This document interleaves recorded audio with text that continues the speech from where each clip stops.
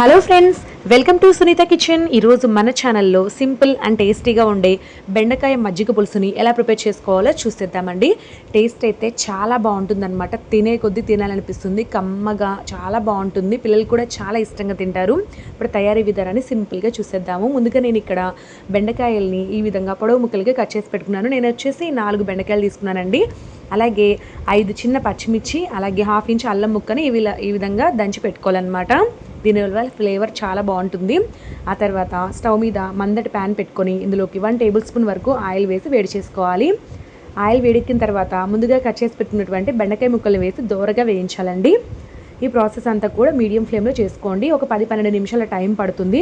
ఈ బెండకాయ ముక్కలు లైట్గా కలర్ అంతా కూడా చేంజ్ అయ్యి కొంచెం మెత్తబడాలి, అంటే ఉడకాలన్నమాట. సో అంతవరకు కూడా మనం మూత పెట్టైనా లేదా మూత పెట్టకుండా అయినా సరే మధ్య మధ్యలో కలుపుకుంటూ బాగా వేయించుకోవాలి. బెండకాయ ఎంత చక్కగా వేగితే మనకి పులుసు అనేది అంత బాగుంటుందన్నమాట. సో నేను మూత పెట్టి ఒక 10-12 నిమిషాల పాటు ఫ్రై చేశాను. ఆ తర్వాత చూస్తే బెండకాయ ముక్కలు బాగా వేగాయి. ఇప్పుడు మనం వీటిని పక్కకి తీసి పెట్టుకుందాము. ఇప్పుడు ఇదే ప్యాన్లోకి ఇంకొక టేబుల్ స్పూన్ వరకు ఆయిల్ వేసి వేడి చేసుకోవాలన్నమాట. ఈ ఆయిల్ వచ్చేసి మనకి పోపు కోసం అండి. ఇప్పుడు మనము ముందుగా పోపు దినుసులు వేసుకుందాము. మినపప్పు, శనగపప్పు కలిపి ఒక టేబుల్ స్పూన్ వేసుకోండి. దినుసులు ఎక్కువ ఉంటే తినేటప్పుడు చాలా బాగుంటుంది, పండు కింద అక్కడక్కడ తగులుతూ. ఈ రెండింటిని కొంచెం దూరగా వేయించుకున్న తర్వాత ఆవాలు, జీలకర్ర కలిపి ఒక టీ స్పూన్ వేసుకోవాలన్నమాట. వీటిని కూడా బాగా వేపుకోండి. ఇవి ఆవాలు అనేవి బాగా వేగి చిటపట్లాడేటప్పుడు ఎండుమిర్చి 4-5 తుంచి వేసుకోండి. అలాగే 2 రెమ్మల కరివేపాకు కూడా వేసుకోండి. వీలైనంత వరకు లేత కరివేపాకు వేసుకోండి, చాలా బాగుంటుందండి ఫ్లేవర్. ఆ తర్వాత మనం దంచి పెట్టుకున్న పచ్చిమిర్చి, అల్లం పేస్ట్ ఉంది కదా, అది వేసుకోవాలన్నమాట. దీన్ని కచ్చాపచ్చగా దంచుకొని వేసుకోవాలన్నమాట. దీన్ని వేసుకొని 1 నిమిషం పాటు వేపుకొని ఇక స్టవ్ ఆపుకునే ముందు ఒక పావు టీ స్పూన్ పసుపు వేసి బాగా కలపండి. ఇక స్టవ్ ఆపేసేయాలండి. పోపు మనకి బాగా వేగిపోయిందనమాట. దీన్ని పక్కన పెట్టుకొని ఒక కప్పు పెరుగును ఒక గిన్నెలోకి తీసేసుకొని దీన్ని బాగా పీట్ చేసుకోవాలన్నమాట. ఇందులో రుచికి సరిపడ ఉప్పు వేసి బాగా కలుపుకోండి. ఇక్కడ సాల్ట్ సరిపోయిందా లేదా అనేది చెక్ చేసుకొని, సరిపోకపోతే మరి కొద్దిగా వేసుకోవచ్చు. పెరుగును ఎక్కడక్కడ ఉండలు లేకుండా బాగా బీట్ చేసుకోవాలి ఇలాంటి విస్కర్ సహాయంతో.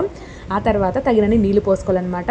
మీరు తినే చిక్కదనాన్ని బట్టి వేసుకోండి. కొంతమంది చిక్కగా తింటారు, కొంతమంది కొంచెం పలచగా ఉంటే ఇష్టపడతారు కదా, దాన్ని బట్టి నీళ్లు వేసుకోండి. ఇంతే వేయాలని ఏం లేదండి. నేనైతే కొంచెం మీడియం థిక్నెస్గా ఉండే విధంగా చేశాను. ఆ తర్వాత వేయించి పెట్టుకున్నటువంటి బెండకాయ ముక్కలు ముందుగా వేసుకోవాలి. ఆ తర్వాత మనం ప్రిపేర్ చేసి పెట్టుకున్నటువంటి పోపు మిశ్రమాన్ని కూడా వేసేసుకొని సన్నగా తరిగిన కొత్తిమీరని, అలాగే కొంచెం ఉల్లిపాయ ముక్కలు వేసేసుకొని బాగా కలుపుకుంటే మనకి బెండకాయ మజ్జిగ పులుసు రెడీ అయిపోయినట్లే. కొంతమంది ఉల్లిపాయ ముక్కలు ఇష్టపడరు కదా, అలాంటి వాళ్ళు అవాయిడ్ చేసేయండి. కానీ ఉల్లిపాయ ముక్కలు చివరిగా కొంచెం యాడ్ చేసుకుంటే తినేటప్పుడు ఆ క్రంచీనెస్ అనేది తగులుతూ చాలా బాగుంటుందండి. మజ్జిగ పులుసులో మరీ ఎక్కువైనా సరే ఒక హాఫ్ ఉల్లిపాయ అయినా సరే వేసుకోండి, చాలా చాలా బాగుంటుంది. అంతేనండి, మనకి బెండకాయ మజ్జిగ పులుసు రెడీ అయిపోయింది. సూపర్ టేస్టీగా ఉంటుంది, హెల్త్కి కూడా చాలా మంచిదన్నమాట. పిల్లల దగ్గర నుండి పెద్దల వరకు అందరూ చాలా ఇష్టంగా తింటారు. ఒక్కసారైనా సరే చేసి పెట్టండి, ఫిదా అయిపోతారు. ఈ రెసిపీ చూసారు కదా, వీడియో బాగా నచ్చినట్లయితే ఈ వీడియోని లైక్ చేసి మీ ఫ్రెండ్స్ అండ్ రిలేటివ్స్కి వీడియోని షేర్ చేయండి. Thank you for watching.